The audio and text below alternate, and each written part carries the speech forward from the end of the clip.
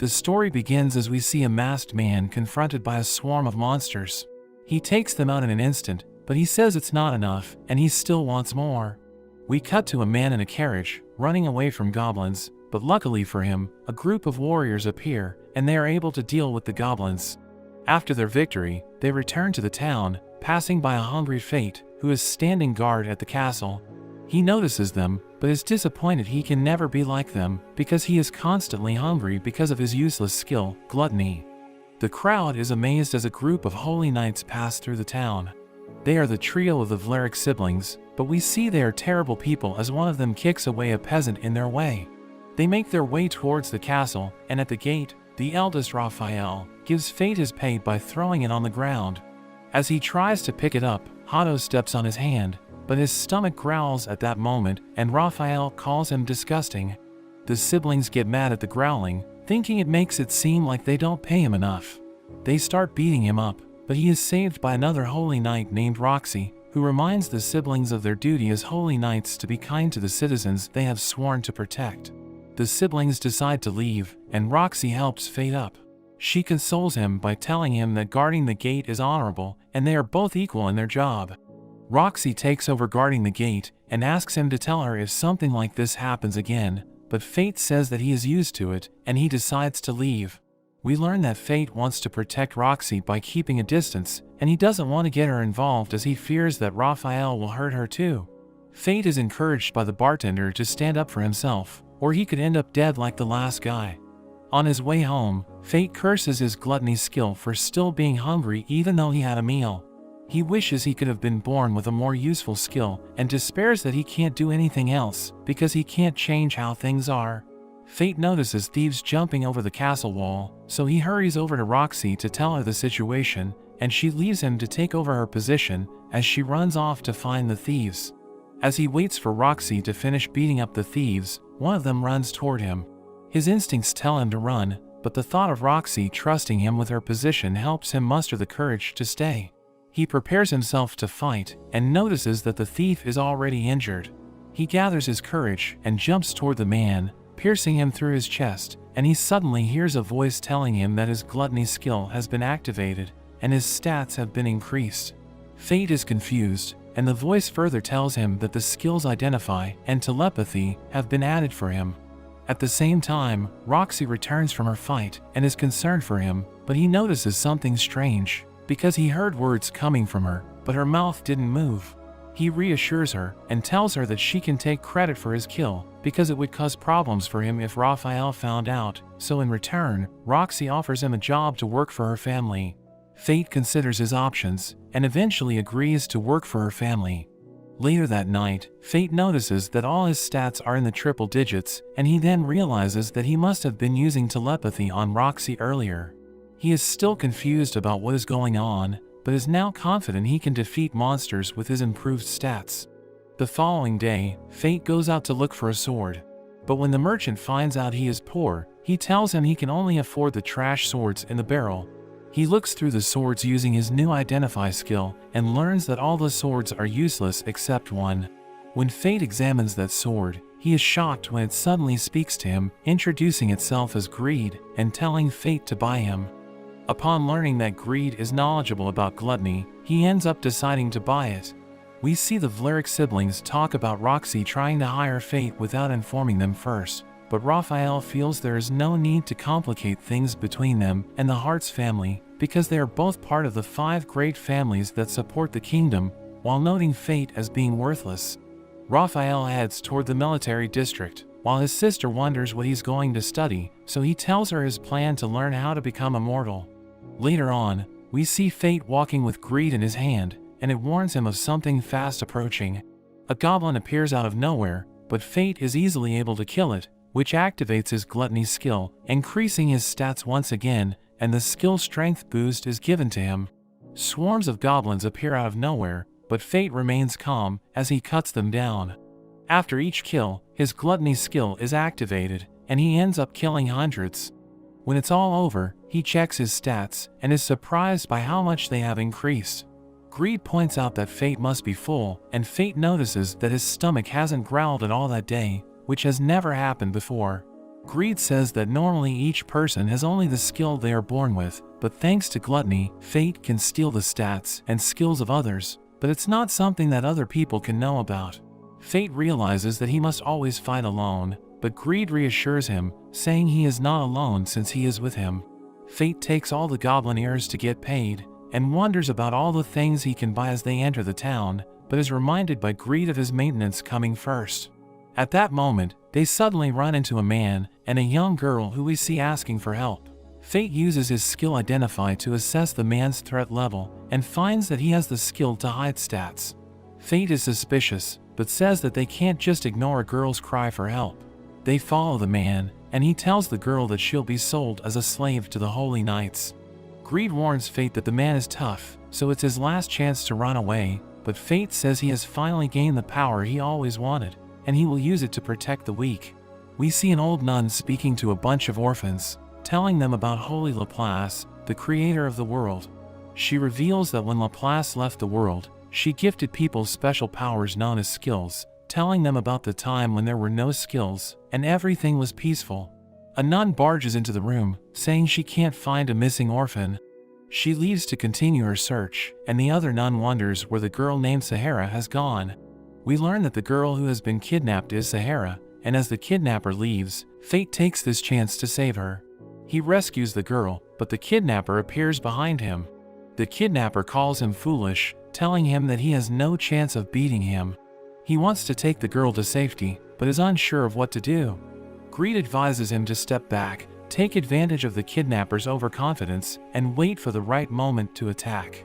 He tries to flee with Sahara, but they eventually reach a dead end.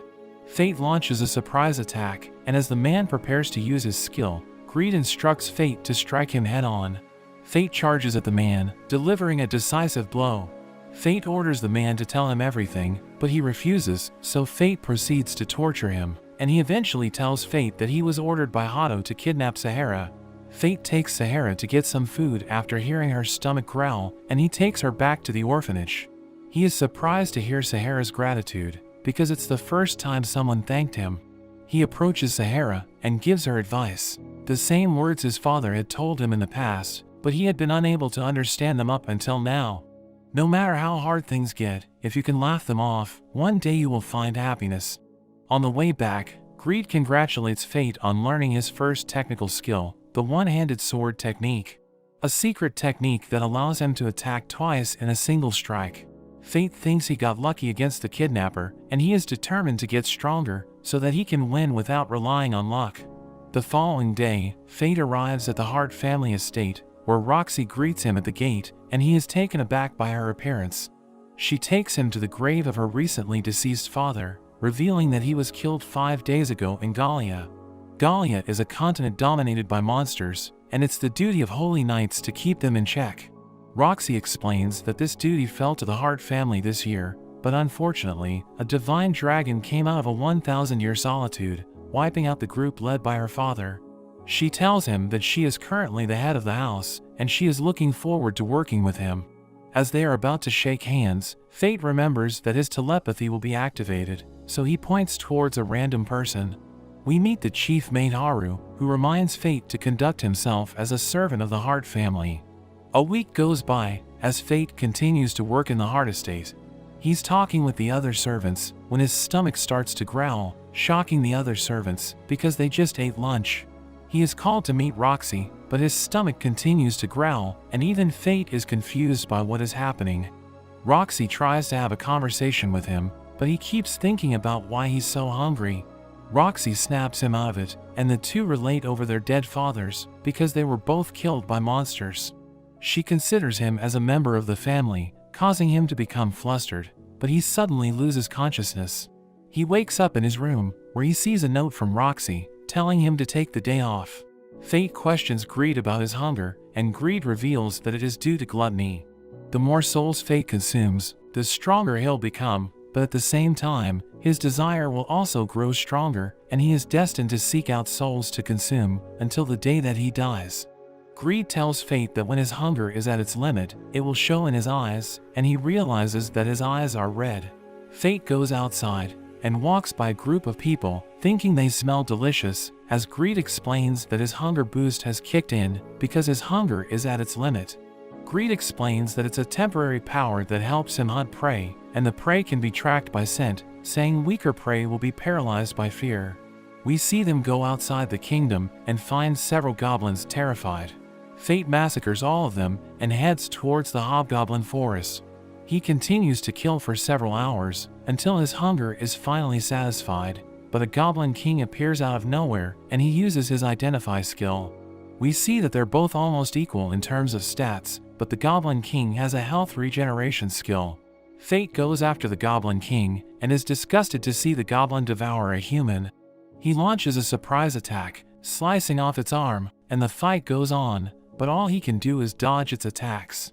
Greed tells him to attack, so he charges in, managing to overpower it, and he lands the finishing blow. Fate's stats increase significantly, and he gains the health regeneration skill. Greed reveals that with Fate's current stats, he can unlock Greed's first level in exchange for his stats.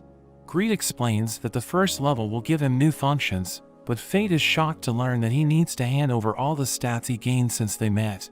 Greed reveals that Fate will lose the right to wield him if he doesn't unlock him, so Fate agrees to do it. He begins the process, and Fate can feel his power leaving his body as Greed transforms into a magic bow. He tells Fate that there is a goblin watching them, and he teaches Fate how to use the bow, which creates magic arrows when the string is pulled, telling him that he can aim wherever he wants, but the arrow will always hit its target. Fate takes the Goblin King's ears, and he leaves it at the orphanage door, as he believes that they need it more. The next day, Fate stops an intruder, but turns out it's Roxy dressed up as a peasant, trying to secretly go to town for inspection. She brings Fate along with her, and on the way to town, she asks Fate to show her his sword, but he's afraid that she might figure something out after she sees it. The sword slips from his hand, and Roxy catches it, but fortunately doesn't notice anything. She tells Fate that the sword needs some maintenance, saying she will take him to the Hart family's blacksmith. They finally reach the town, and are standing at a stall, when everyone tenses up as a holy knight approaches.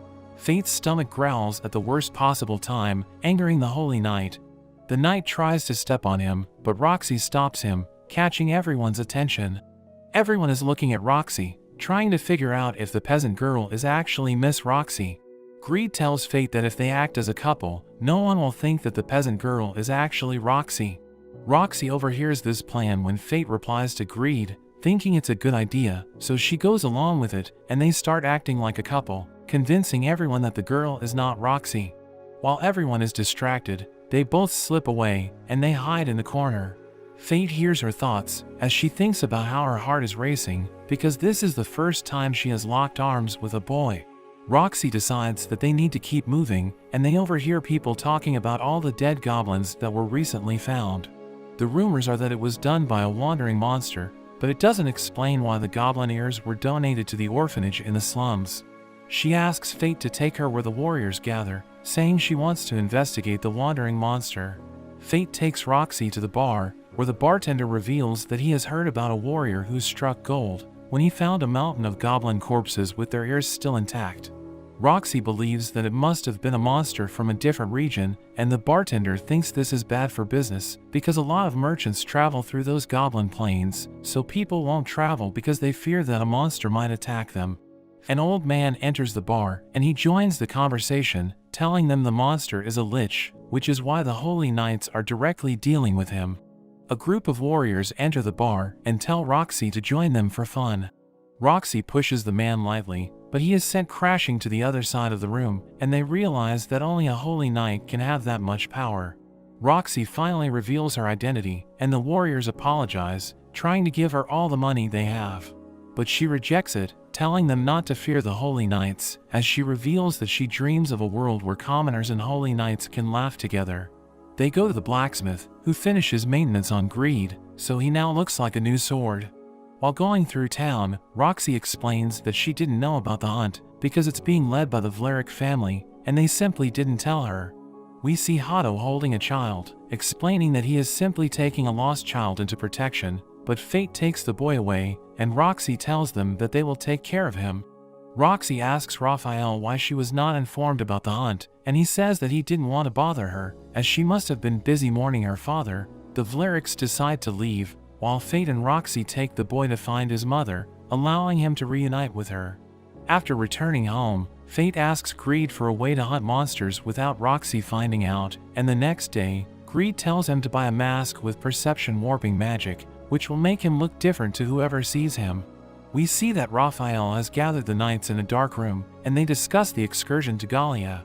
Sometime later, a group of warriors find more dead goblins, and they look up to find a lich standing on a mountain of corpses. The terrified warriors call it a corpse, and they run away, as we see Fate enjoy the nickname given to him. The next day, Roxy goes up to Fate and tells him to go with her, because she has a secret mission for him. They both get in a carriage and pass through the Hart family's vineyard to arrive at their destination, where Roxy's mother Aisha is standing at the door. Roxy introduces Fate as a servant she recently hired, and Aisha asks Fate if he likes Roxy, causing them to become flustered.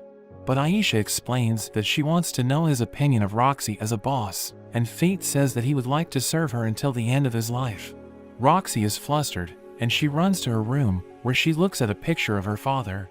We see Fate helping the other servants harvest the grapes, and they tell him how the lords have personally helped cultivate this land for generations, and everyone is proud that they can help the lords. A servant reveals that it's time for hunting as well, because monsters called kobold appear during the harvest season, looking for food. Fate's stomach starts growling, as Greed explains that gluttony requires various kinds of souls, and goblins alone won't satisfy his growing hunger. On his way home, Fate sees a mysterious girl with a massive axe. As she passes by, Fate is shocked to see she has the same eyes as him. He tries to check her stats, but it doesn't work. The girl checks him out and mentions she is too early. Fate wonders what she's talking about, but she just tells him that he can have the kobolds, and declares that he now owes her, telling him that they will meet again. Roxy catches up, and she points out that the girl is a Gallian. We learn that Gallia was a great military power for 1,000 years ago, but with the rise in monsters, their nation eventually collapsed, and most of their people were killed, so she is surprised to see a survivor. As the two head back, Fate wonders if Roxy will really be okay hunting the monsters on her own, but she assures him that the other warriors will be with her, and it's her duty as a holy knight. The next day, we see everyone hiding as they prepare to hunt the kobolds, but they're all shocked when a massive monster suddenly appears. Fate's mouth waters seeing it, but Greed knows this is a problem, because Fate is almost in a starvation state, and Fate worries about Roxy seeing him. He checks the monster's stats, and we see it's at level 50 with insanely high stats. It's known as a crown beast, and Greed explains that it's a monster born from accumulated aggression. They return to the village, and everyone panics because they don't think that they stand a chance, but Roxy manages to calm them down, assuring them that she will slay it, and she tells the warriors they will go back the next day. Greed notes that they don't stand a chance, and Fate refuses to let Roxy die, so he heads back by himself later that night. He sees there are kobolds around the crown beast, and Greed wonders what he plans to do. He starts attacking with his bow form, taking some of them out as he absorbs their stats with his gluttony. He tries shooting at the crown beast, but it just blocks it using one of the soldiers. Fate gets closer with his sword, taking out even more of the kobolds. We see his stats have significantly increased, and he thinks he can now take out the boss with his bow, but the beast is able to catch his arrow. He prepares to fight it with his sword, but the beast suddenly uses a skill that blasts him with a shock wave. Fate is knocked out, and a kobold comes to finish him off. However, it suddenly gets cut, and we see Fate was just pretending to be unconscious. Fate takes out another kobold, absorbing its stats, and Greed notes that he should be able to use his first level hidden art. It will cost 10% of his current stats, but it should allow him to defeat the boss. Fate accepts the conditions, and his bow gets an upgrade. He fires a powerful shot at the beast, wiping it out in a single hit, and Fate thinks it might have been overkill.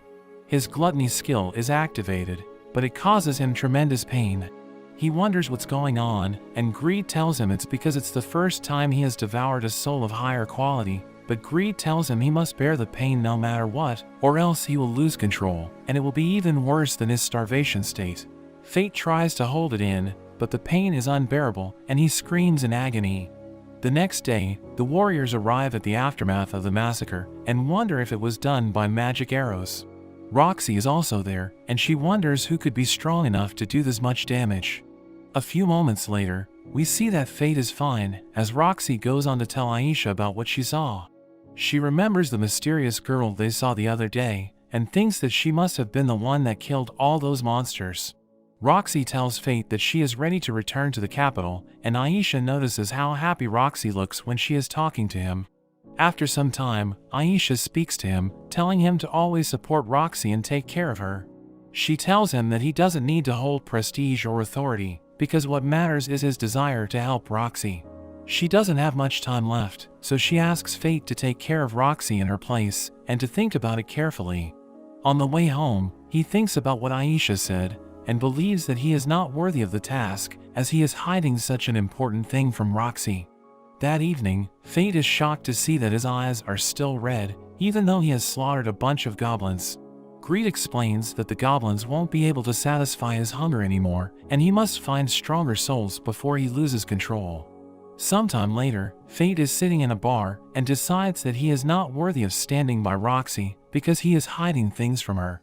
The old man walks in and complains about how Hado is joining the Lich Hunt. He clearly hates Hado and wishes that he is sent on the Gallia expedition so that he can end up as monster food. This shocks Fate because he can't believe that they're planning another expedition so soon, considering that Roxy's father just passed away, and we see that Roxy has been chosen as Hado's replacement. A few moments later, we see Roxy at her father's grave, telling him that she has been chosen for the Gallia expedition. Fate arrives, imploring her not to go, but Roxy tells him that she has already decided that she will go. Meanwhile, we see that the Vleriks are celebrating, because they will soon be able to get rid of Roxy.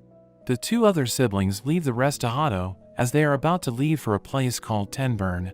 Hado asks Raphael to tell him the secret involving immortality, but Raphael just tells him that he must successfully deal with the Lich. We see Fate standing in the middle of the plains, thinking about how he can't interfere with official matters, but he decides that he can't let the Holy Knights continue to treat people like trash. Hado arrives with his men, and orders them to attack Fate, but he easily deals with them as Hado watches on in horror. The others run away in fear, and Hado prepares to take him on, saying he won't let Corpse make a fool of him. Fate removes his mask, revealing his identity, and Hado wonders how a nobody like him can be so powerful. Hado takes pride in his status as a holy knight, but Fate challenges him to display his powers. Fate asks Greed if he can shatter a holy sword, and Greed says that it shouldn't be a problem, telling Fate to swing as hard as he can. Hado tries to attack with Holy Light, but Fate suddenly appears behind him. He takes a swing, but Fate destroys the holy sword, and he challenges Hado to take the broken half. Hado tries to step back, but he falls to the ground, and Fate picks him up, saying he needs to be taught a lesson. Fate smashes him against the trees, destroying multiple trees, and he starts begging for his life. But Fate throws him high into the air, and he equips the upgraded bow, firing a powerful arrow towards Hado and leaving a hole in the clouds. Hado falls to the ground, and he wonders why Fate didn't kill him. Fate says that he still has questions for him, and Hado thinks that this is about Roxy, so he reveals that she volunteered for the Gallia expedition herself, begging Fate to spare him as he promises to cancel the expedition. Fate explains that this isn't for Roxy, but for his own revenge, and he delivers the finishing blow.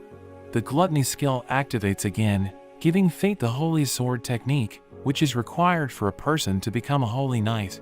Greed tells Fate that he can now be considered as a Holy Knight, but he knows that no one in the capital would accept that, saying he doesn't want to be one anyway. Greed tells him that he can now unlock the second level in exchange for all of his stats. Fate agrees to do it, and Greed proceeds with the upgrade, revealing the new form, which is a scythe that can cut through anything. The next day, Roxy is about to leave for the expedition, and everyone is there to see her off. They are all sad, but Roxy consoles them, saying 3 years isn't a long time, and she makes her way to Fate, and they bid each other farewell. Haru gives Fate the recommendation letter left by Roxy so that he can seek employment at a lord's manor. But Fate rejects the letter, telling Haru that he will be living as a warrior from now on. That night, we learn that Fate actually plans to go to Gallia to support Roxy. As Fate is leaving the capital, we see a girl watching him, saying things are shaping up nicely. Sometime later, Roxy gives a speech to all the troops in the expedition, telling everyone that they must do their best to destroy the divine dragon, which has woken up from its slumber. Roxy is glad to see that a girl named Mia and a man named Mugen will be joining her. Mia calls Mugen an oddball for wanting to test his strength against a divine dragon, but Mugen explains that he volunteered because of Roxy's father and wants to avenge him. Roxy asks him if his family is against him going to Gallia, but he says that his daughter couldn't care less and only wants him to bring back Gallian relics. We see that Mugen's daughter Rain is working as a researcher in a lab filled with the goblins that Fate killed. She discovers that some of the wounds were from the magic arrows of the Black Sword, one of the weapons of mortal sin. We learn that the weapons of mortal sin are made of a special material, which can manipulate magic power at a high level, and Rain thinks that they can expand the possibility spectrum for skills, saying she wants to see one of these weapons. Fate arrives at the merchant city of Tetra, and he reveals that he's been there before. He discovers that the carriage for Gallia will not be leaving till the next day, so Fate decides to gather intel for now. At the bar, he sees a man asking a group of warriors for their help, but they tell him that the money he is offering is not enough, and they start bullying him. Fate beats them up, forcing them to leave, and he greets the man, who turns out to be his old friend named Set. In a flashback, we learn that when Fate was younger, he was bullied because his stomach was always growling, and he had a good relationship with his father, before he was eventually killed by the monsters. Fate's father was a warrior with the spear technique, and this is why the village chief kept him around. After his death, no one was willing to take care of Fate, and he was driven out of the village upon the village chief's command.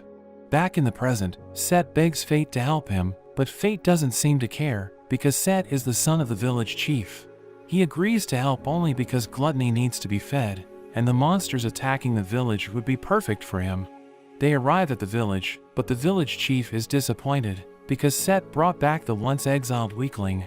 Set tries to vouch for Fate's strength after having seen him defeat the other warriors, but the chief doesn't believe any of it.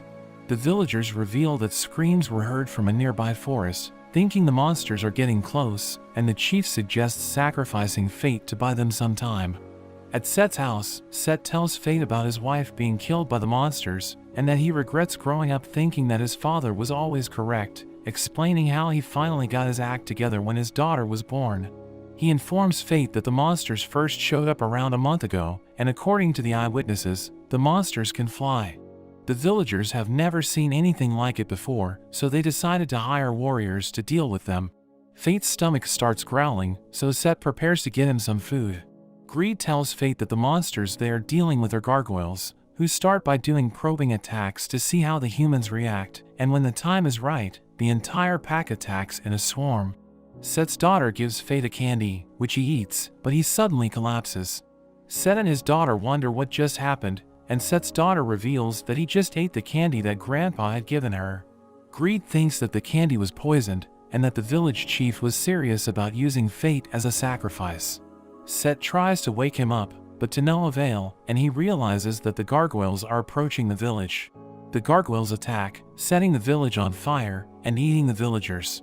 Fate is still unconscious because of the poison, so Set creates an antidote and he gives it to Fate, allowing him to recover. He realizes that they're under attack, so he rushes outside, and he sees the village in ruins.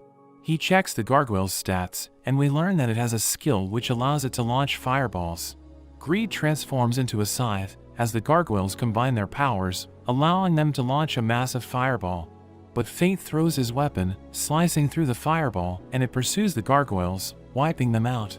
The scythe returns to Fate, and he acquires the fireball skill as the leader of the pack appears before him.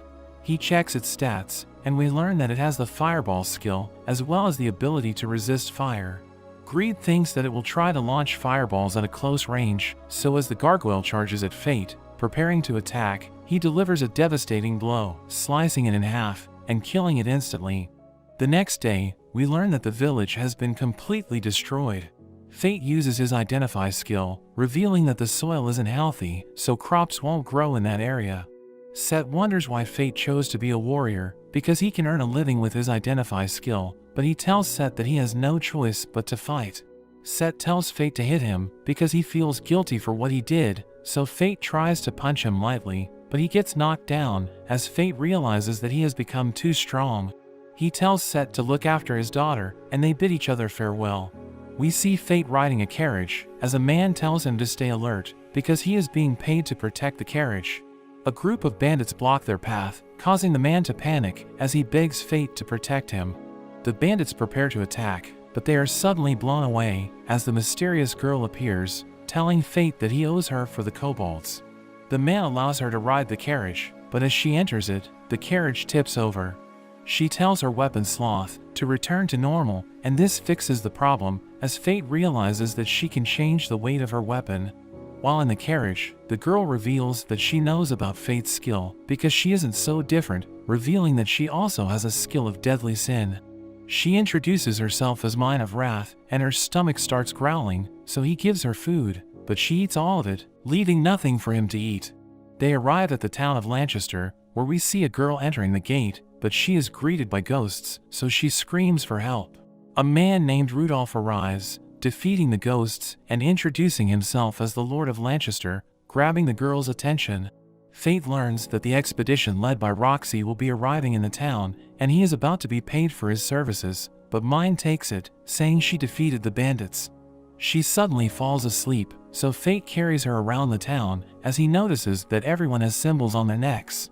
Greed thinks that the symbols represent the social classes, thinking the people must really love Rudolph because they allowed him to place symbols on their necks. But we see him executing his men because they have failed in their duty to convey his family's greatness, and we learn that the people are obeying him because they don't want to die by his hands. Fate arrives at a hotel where Greed reveals that he knows Mine and that Sloth is also a weapon of mortal sin. He reveals that the skills of deadly sin were born by defying the divine laws, and that gluttony has the potential to overturn the divine system of leveling because of its ability to consume souls. Fate notes that he can't satiate his hunger, seeing it as punishment for consuming souls, and he wonders why he was given the skill of gluttony, revealing that he hates it because he has to keep killing just to survive.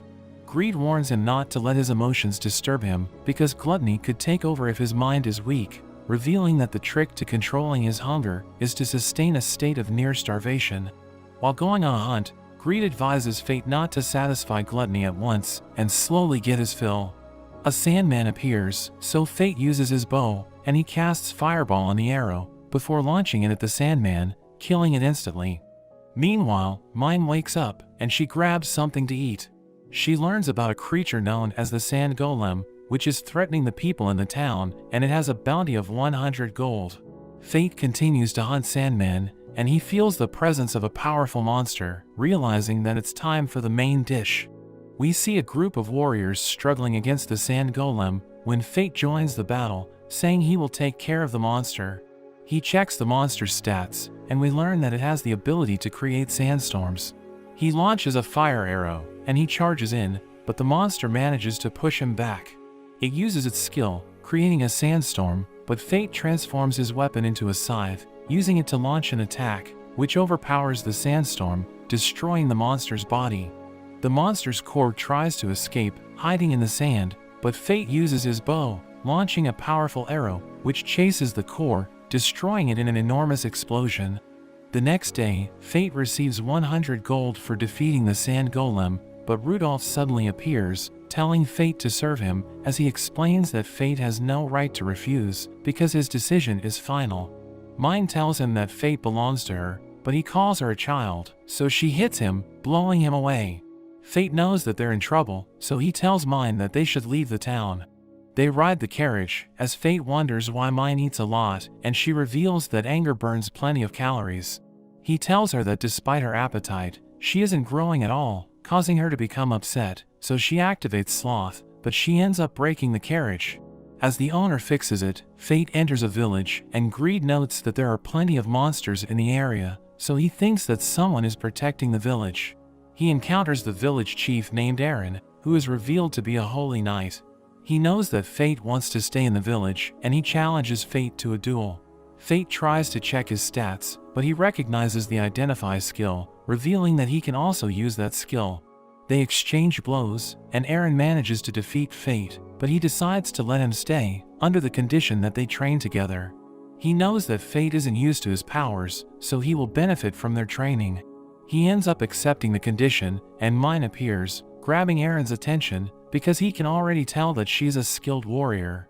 He allows them to stay in the village, and we see him with Fate, training him how to fight hand to hand. He struggles to hit Erin, but he enters half-starvation mode, improving his speed, and allowing him to keep up with Erin's moves. That evening, we see Erin staring at a nearby castle, as Fate sees a photo of Erin's family. Greed thinks that Erin's son looks like Fate, thinking his family has something to do with why he became the village chief. The next day, Erin tells Fate to protect himself with a twig, and Erin charges at him. But he predicts the sword's movement, and he lets the twig slide along the blade, allowing him to deflect the blow. Erin is impressed, saying Fate has improved, and that evening, Fate tells Erin that they will be leaving the next day, thanking him for his hospitality. He observes that Mine is too busy eating, and she reveals that she can't taste her food, as Greed mentions that this is the punishment for wrath. Erin stares at the castle, and he reveals that it once belonged to him. We learn that while he was away from the castle, it was attacked by monsters, so his son Rook tried his best to defend, but he ended up dying. The Lich Lord took over the castle, and Erin knows that his family is still trapped there. Fate thinks about going there, and Erin decides to join him, while Mine agrees to protect the village if they pay her 50 gold. They make their way to the castle, where Fate shoots a skeleton, turning it into stone, as he reveals that he used Sandstorm with his arrow to petrify the target. They head deeper into the castle, destroying the skeletons along the way, and they enter a room, where Erin is surprised to see his family. They tell him that they've been waiting for him, and he thinks that they're still alive. But Greed reveals that they're already dead, and the Lich is using illusion magic to make them look alive. Rook suddenly attacks Erin, but he manages to block it, pushing Rook back. Rook says that he despises Erin because he abandoned his family to work in the capital, and Rook blames him for what happened to them. Fate thinks about using his scythe to dispel the illusion, but Greed reveals that if they do this, Fate will end up consuming the souls of Erin's family, sending them to an eternal hell. Erin says that he will take care of his family, and Fate decides to look for the Lich. He eventually finds it, realizing that its stats are ridiculously high. He manages to break its arms, but it summons a group of zombies, who are begging Fate to save them, but he knows that he can't attack them. Erin joins the fight, taking down the zombies, and he sees his wife, recalling the last moment he spent with his family. We learn that they didn't want him to go, but he promised to return after his mission.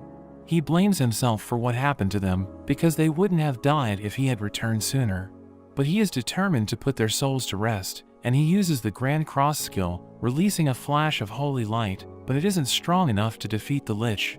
Fate sees Rook's sword, and he decides to use it, combining his powers with Erin. They use the Grand Cross skill, creating a massive flash of light, which instantly kills the Lich, freeing the souls in the castle. Erin's family appears before him, and they tell him not to blame himself for what happened, telling him that he was able to save them in the end. He asks for forgiveness, saying they are more important than his duties, but they tell him that he should continue to serve the people. He promises to make them proud, and he gives Rook a souvenir, before they finally rest in peace. The souls in the castle disappear, but the Lich's core tries to ruin the moment, so Fate destroys it, allowing him to consume the Lich. Later that evening, we learn that Erin has broken his level limit, thinking it's because he was fighting with Fate. Greed reveals that Erin was able to do this because he opened his heart to Fate, who has a skill of deadly sin. They return to the village, where Erin pays Mine for her services. She mentions that she needs money to rebuild her village, saying money doesn't lie, and Fate will understand what she means after he grows older.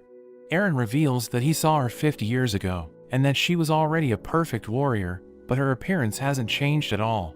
She tells him that he might be able to reach her level after he trains for 1,000 years, but she knows that he won't be able to live that long, because he's only human, saying she is a ghost who isn't allowed to die.